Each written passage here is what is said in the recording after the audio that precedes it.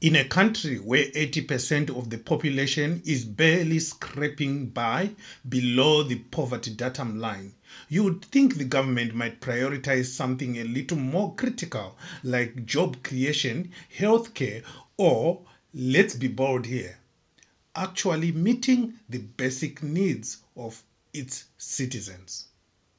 But no, not Emerson Mnangagwa. On May 30, 2025, while millions of Zimbabweans are struggling to put food on their table, Mnangagwa decided it was the perfect time to fly in by helicopter and commission an interchange. But here's the kicker. This interchange is a mere 15 kilometers from his own home. Yes, 15 kilometers. Now, you might be asking yourself, why fly in a helicopter when you could just take a motorcade? And that, my friends, is the question we are all asking. What's the need for a helicopter when the project is literally just a short drive away? Surely the motorcade would have sufficed for a national project that's so close to home. But no, Mnangagwa decided to add an extra layer of self-importance to the whole ordeal by opting for the helicopter. It's almost like a political version of, look at me, I'm special. Now, let's go into the specifics of the interchange. For something that's so important in quotation marks, it looked like a half-baked school project. Seriously, if this was any student final architecture project, they would be lucky to pass. The so-called national infrastructure development was more like a glorified dirt patch that didn't even come close to resembling the grand promises made to the public. But here's the real punchline. This unfinished eyesore came with a price tag of a staggering $88 million. This is enough to construct a hospital, enough to construct a stadium, enough to construct even a university. Yes, 88 million US dollars. This is a sum so outrageously inflated. It's almost hard to believe. For $88 million, you would think the country would at least get a project that looks like it was planned by professionals. Instead, we are left with a project that's as useful as a paper umbrella in a rainstorm. How many schools, hospitals, or roads could $88 million have gone towards? How many lives could have been improved? But no, we get a half-finished interchange with an astronomical price tag likely padded with every possible corruption fee that could be dreamed up. Naturally, Zimbabweans weren't impressed. And by weren't impressed, I mean they were absolutely livid. Fadzai Mahere, ever the government watchdog, took to Twitter and posted a brutal comparison of the glossy government images and the reality of what was delivered. The difference between the two images was so stark, it was like a before and after shot of someone being robbed blind. And that's exactly what happened. The message was clear. We have been taken for a ride. And it's not the kind of ride you want to be on. $88 million for this? It's a highway robbery. And the worst part, the people are the ones paying for it. Meanwhile, Mnangagwa continues to ride around in helicopters and claim he's doing wonders for the country. Spoiler alert, he isn't. Now, let's get a little perspective here. While Mnangagwa is busy flying over his 15-kilometer away masterpiece, The people of Zimbabwe continue to live with the consequences of decades of mismanagement. Roads that should be fixed are left in disrepair. Schools that should be built remain unfinished. And a healthcare that should be accessible remains a pipe dream for most. But at least Mnangagwa has his helicopter, right? And that's what really matters, isn't it? And while we are on the subject of government antics, let's shift focus to something happening just across the border. Wellington Jeremiah Masiwa, also known as Nyoka Mabunu, continues to make headlines with his ongoing bail hearing in South Africa. On May 30, 2025, the court proceedings continued with both sides presenting their arguments. The case has been adjourned to June 10, when the judge is expected to deliver a verdict. So, what's the deal? Why is Masiwa in this legal mess? Well, it's not just because of immigration violations, as the authorities would have you believe. Oh no, there is more to it. Masiwa fled Zimbabwe in 2017, claiming that he was escaping persecution at the hands of Mnangagwa's regime. But that's not the whole story. The real reason Mnangagwa wants Masiwa back is far simpler. Masiwa has been a constant critic of the government and has exposed their corruption at every turn. He's been one of the few brave enough to call out the government's failings. And that's exactly why they want him silenced.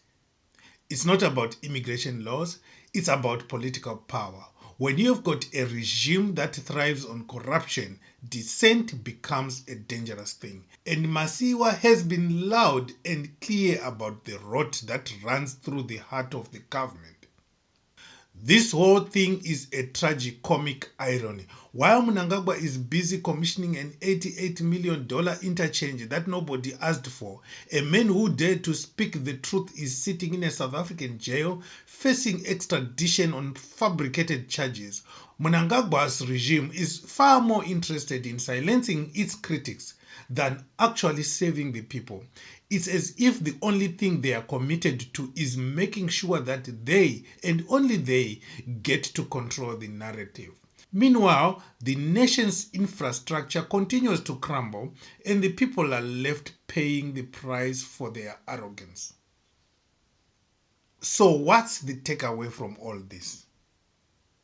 Well, it's clear that while the government keeps throwing taxpayer money at pointless projects and playing the political game of look at me, I'm working for the people, the real work, the kind that would have actually improved the lives of millions, continues to go undone. $88 million for a half-finished interchange that's 15 kilometers away from the president's home? That's not development. That's a political vanity project, and the people of Zimbabwe are the ones paying for it.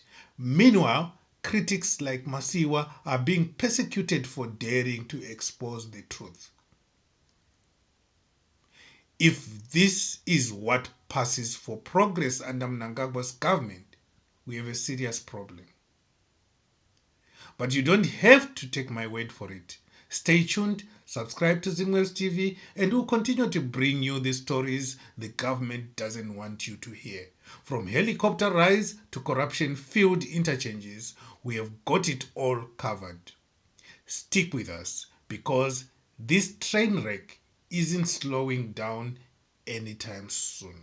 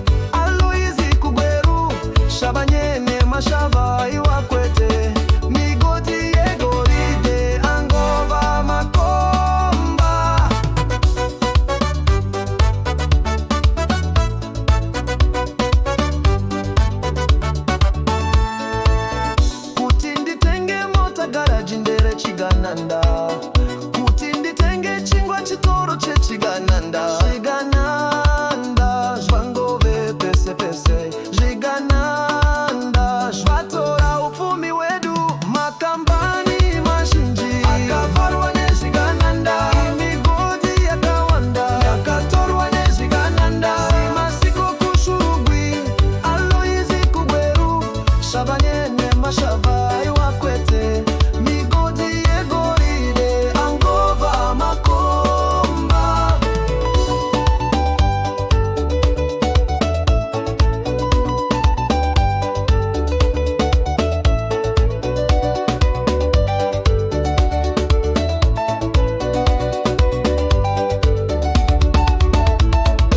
kuti nditenge mota garaji mbere chigananda kuti nditenge chingwa chitoro chechigananda